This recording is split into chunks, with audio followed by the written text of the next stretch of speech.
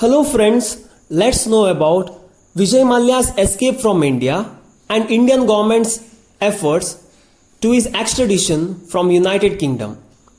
Liberalization in 1991 brought new opportunities and allowed Vijay to rapidly expand his empire. Taking advantage of these policies, he went for an overdrive and in 1995 his liquor empire became the 10th largest in the world. Mallya was once hailed as India's Richard Branson for his investments in brewing and drinks company, an airline, a Formula One team, and Indian Premier League cricket club. The Kingfisher airline was built as a 5-star hotel in the air, although loved by customers, was soon in trouble, compounded by a global recession. Mallya was now before banks and using his clout as an MP, managed loans of over 9,000 crore that should have been denied. In January 2013, the airline lost its flying permit after failing to renew its suspended license. In November 2015, State Bank of India tagged Kingfisher Airlines and United Breweries Holdings as willful defaulters. The law enforcement agencies were closing in on him.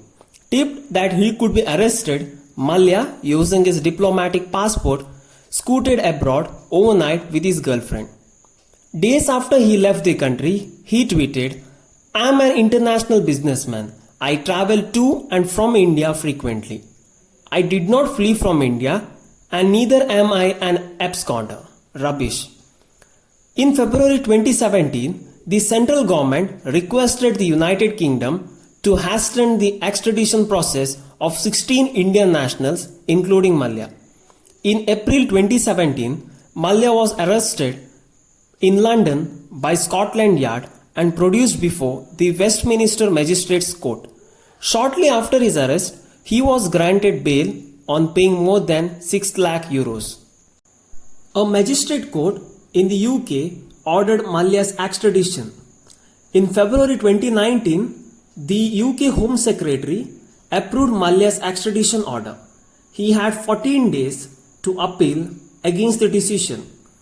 He initiated an appeal process against the extradition order. The UK High Court rejected his plea for permission to move the Supreme Court against the dismissal of his appeal challenging the lower court's approval of his extradition to India. He had 14 days to apply for permission to appeal in the UK Supreme Court. The leave to appeal was filed by him. He lost his application seeking leave to appeal in the UK Supreme Court. India and the United Kingdom had signed an extradition treaty in 1993, which hasn't been used often. Samir Bhai Vinubhai Patel is the only Indian to have been extradited from the United Kingdom to India. The final decision on his extradition will now be taken by UK Home Secretary Priti Patel. Most Indians believe nothing very adverse will happen to Mallya because nothing ever happened to corporate fraudsters. A good example is the case of IT giant Satyam. Mallya has applied for asylum in Britain. This process involves multiple appeals and can help Mallya delay the extradition by few months or longer. Priti Patel likewise has the power to block Mallya's extradition to India. If Mallya has had an application rejected, he will be extradited, provided Priti Patel grants it. He has only other option, that is he can approach the European Court of Human Rights.